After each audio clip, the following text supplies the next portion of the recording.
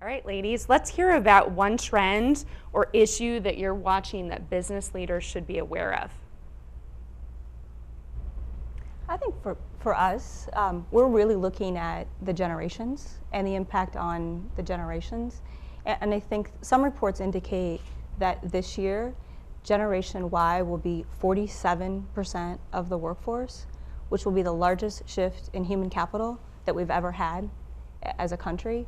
And I think for us, we know our future consumers are going to be different. Our current consumer base is changing. And we were talking a little bit about it at breakfast. As a marketer, you have to be able to figure out how to connect with those people when everyone has different wants, needs, and likes.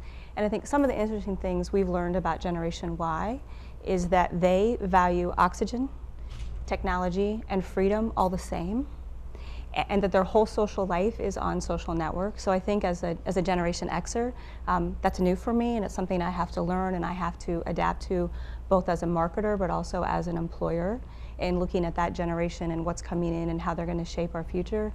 And also, if you think about that generation, and I raise my kids this way, their peers in the household, when they're sitting around the kitchen table and they were helping decide where are we going on vacation, what are we going to do as a family. So when they come into the workforce, they expect to have a seat at the table and be making those decisions right alongside people who've been there for a long time or people who are in executive roles. So I think that's one big thing we're looking at, both from a customer standpoint, but really also as an employer, and what do we need to be doing differently to make sure that we're finding and developing great people and developing a culture that fits for multiple generations as those change and evolve. I think I'd probably be remiss in saying that demographics and how much the world is changing today from a consumer perspective is a trend, and in particular how multicultural the world is. So we have the Hispanic market, which I'm obviously very passionate about, and it is a driving force in terms of just the sheer amount of the population, the growth.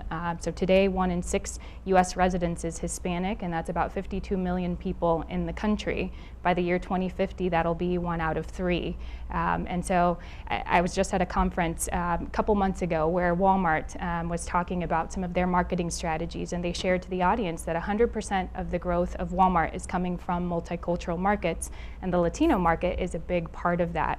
And certainly there are effective ways to reach that market, and it does require some adaptation. It requires a strategic approach to do that, which I'm lucky enough to be able to do and to provide for other businesses in what I do.